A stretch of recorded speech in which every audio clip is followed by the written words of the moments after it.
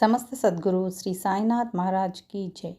Sri Sai Satcharitra, Chapter 38. Baba's Handi, Disrespect of Shrine, Kala or Hodgepodge, Cup of Buttermilk. In the last chapter, we described Baba's Chavdi procession. In this, we take up Baba's Handi, that is a cooking pot, and some other subjects. Preliminary. O blessed Sadguru Sai, we bow to you, who has given happiness to the whole world, accomplished the welfare of the devotees, and have removed the affliction of those who have resorted to your feet. By being very liberal and also being the protector and savior of the bhaktas who surrender themselves to you, you have incarnated yourself in this world to oblige mankind and do them good. The liquid essence of pure self was poured into the mold of Brahma, and out of this has come out of the crest jewel of the saints, Sai. This Sai is Atmaram himself. He is the abode of the perfect divine bliss. After having attained himself all objects of life, he made his devotees established on the path. Baba's Handi. Different sadhanas, that is means of accomplishments, are described in our scriptures for different ages. Tapa, that is penance, is recommended for Kriti age. Dhyan, that is knowledge, for Treta age. Yajna, that is sacrifice, for Dwapara age, and Dan, that is charity, for Kali, that is present age. Of all the charities, giving food is the best one. We must perturb when we get no food at noon. Other beings feel similarly under such circumstances. After knowing this, he who gives food to the poor and hungry is the best donor or charitable person. The Taittiriya Upanishad says that food is Brahma. From food all the creatures are born, and by food they live, and after having departed into food again they enter. When Atiti, that is guest, comes to our door at noon, it is our duty to welcome him by giving him food.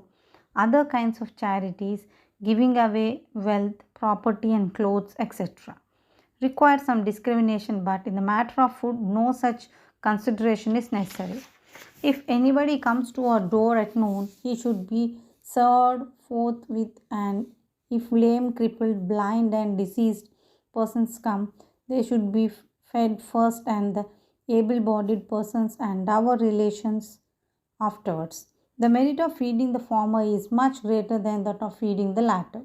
Other kinds of charities are imperfect without this annadan, that is donation of food, such as stars without the moon, necklace without its pendant, crown without its pinnacle, pond without a lotus, bhajan without devotion, married lady without the kumkum mark, song without a sweet voice, or buttermilk without salt.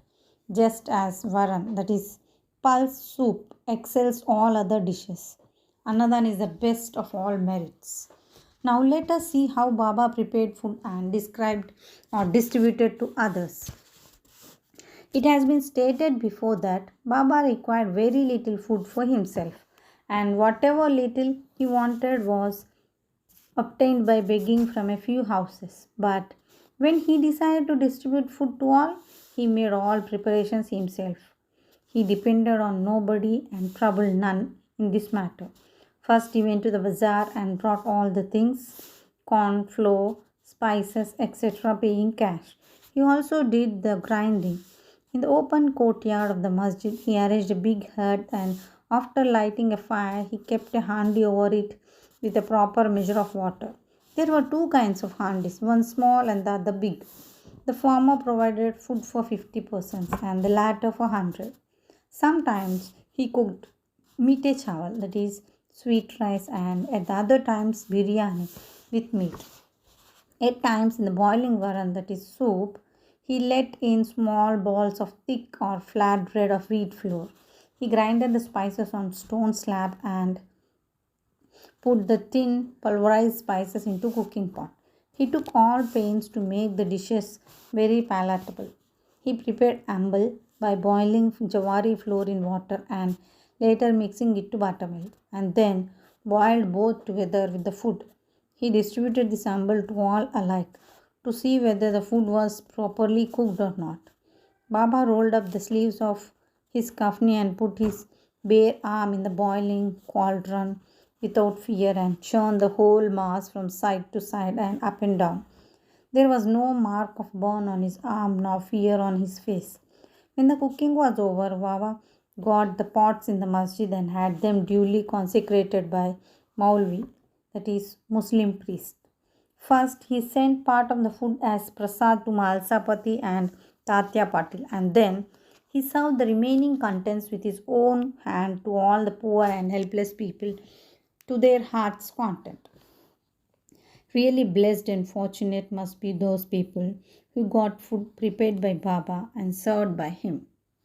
Somebody may raise a point here and ask, did Baba distribute vegetarian, non-vegetarian food as a prasad to all his devotees? The answer is plain and simple. Those who are accustomed to non-vegetarian food, we are given non-vegetarian food from the handi as prasad, and those who are not so accustomed were given vegetarian meal. He never created in them any wish or desire to indulge in this food. There is a principle that when a guru himself gives anything as prasad, the disciple who thinks and doubts whether it is acceptable or otherwise goes to perdition, that is, future misery. In order to see whether any disciple has imbibed this principle, Baba at times put them to test. For instance, on Ekadashi day, he gave some rupees to Dada Kelkar and asked him to go in person to Korhala to get meat from there. This Dada Kelkar was an Orthodox Brahmin and adhered to all the Orthodox manners in his life. He knew that offering wealth, grain, and clothes, etc., to a Sadguru was not enough, but that implicit obedience to him and prompt compliance with his order was the real dakshina that pleased him most. So Dada Kelkar dressed himself and started for the place. Then Baba called him back and said, "Don't go yourself, but send somebody." Then Dada sent to his own servant Pandu for the purpose. When Baba saw him going, he asked Dada to call him back and cancel the program. On another occasion, Baba asked Dada just to see how the saltish biryani was done. The latter replied casually that it was all right. Then Baba said to him, "Neither have you seen it with your eyes nor tasted it with your tongue. Then how could you say that it was good? Just take off the lid and see." While saying this, Baba caught him arm and thrust it to pot and added, "Take some out of this, leaving aside your orthodox ways, and taste a little." When a wave of real love rises in mother's mind, she pinches her child, and when he begins to cry, she hugs him close to her bosom. Similarly, Baba, in a true motherly way, pinched Dada Kelkar in this way. Really, no saint or guru will ever force his orthodox disciple to eat food forbidden on his religion. The handi business went on for some time, till 1910, and was stopped thereafter, as stated before. Das Ganu spread the fame of Baba by his kirtans and far and wide in the Mumbai presidency, and people from the part of the other country began to flock to Shirdi, which became very soon a place of pilgrimage. The devotees bought this with various articles for presentation and offered various dishes of food as Naivedya. The quantity of Naivedya offered by them was so much that the fakirs and paupers could feed themselves to their heart's content, leaving some surplus behind. Before standing how Naivedya was distributed, we shall refer to Nana Sahib Chandorkar's story, showing Baba's regard for local shrines and deities. Nana Sahib's disrespect of a shrine. By drawing inferences or guessing in their own way, some people said that Sai was Brahmin and some said that he was Muslim. In reality, he belonged to no caste. No one knew definitely when he was born and in what community and who his parents were. Then how could he be a Muslim or a Brahmin? If he was a Muslim, how could he keep Dhuni ever burning in masjid? How could there be a Tulsi Vrindavan there? How could he allow the blowing of conches and ringing of bells? How could he allow all the different forms of Hindu worship there? Had he been a Muslim? Could he have ear pierced and could he have spent money from his pocket for repairing Hindu temples? On the contrary, he never tolerated the slightest disrespect to shrines and deities. Once Nana Sahib Chandorkar came to Shirdi with Sadhu, husband of his wife's sister, Mr. Biniwale. When they went to the masjid and sat before Baba, the latter suddenly got angry with Nana Sahib and said, "You have been so long in my company, then why do you behave like this?" Nana Sahib at first did not understand anything and humbly requested Baba to explain. Baba asked him, when did he come to Kopargaon and how come he came to Shirdi from there to Nana Sahib? Then at once realized his mistake. He usually worshipped the shrine of Datta on the banks of Godavari at Kopargaon on his way to Shirdi. But this time he dissuaded his relative, who was a Datta Bhakta, from going to that shrine in order to avoid delay and drove straight. He confessed all this to Baba and told him that while bathing in the Godavari, a big thorn went into his feet and gave him much trouble. Baba said that was a slight punishment he met and warned him to be more careful in future. Kala, hot pot. To revert to the distribution of Naivedya, after the Arati was over and after Baba sent away the people with Udi and blessings, he went inside and sat behind a curtain with his back to Nimbar for meals with 2 rows of intimate devotees, one on each side. Bhaktas brought Naivedya containing a variety of food such as puris, mande, polis, basundi, sanza, fine rice, etc., and kept waiting outside for prasad consecrated by Baba. All the foods were mixed in a hodgepodge and placed before Baba. He offered it to God and consecrated it. Then portions of the same were given to the persons waiting outside, and the rest was served to the group of devotees inside, with Baba at the center. The Bhaktas sitting in 2 rows and then dined to their heart's content.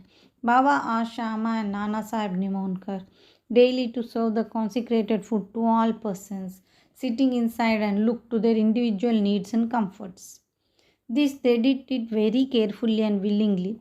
Every morsel of the food thus partaken gave them fulfillment and satisfaction. Such sweet, lovely, and consecrated food it was, ever auspicious and ever holy. Cup of buttermilk. Once Hemad Pant had eaten to his full capacity in this company. When Baba offered him a cup of buttermilk, its white appearance pleased him, but there was no space for it. He, however, took only a sip. On seeing his flattering attitude, Baba said, "Drink it all. You won't get any such opportunity hereafter." He drank it off then and found that Baba's words were prophetic, for he passed away after a brief period. Now, readers, we have certainly to thank Hemad Pant. He drank the cup of buttermilk, but he has supplied us with sufficient quantity of nectar in the form of Baba's Leelas. Let us drink this nectar to our heart's content and be satisfied and happy. Bow to Sri Sai. Peace be to all.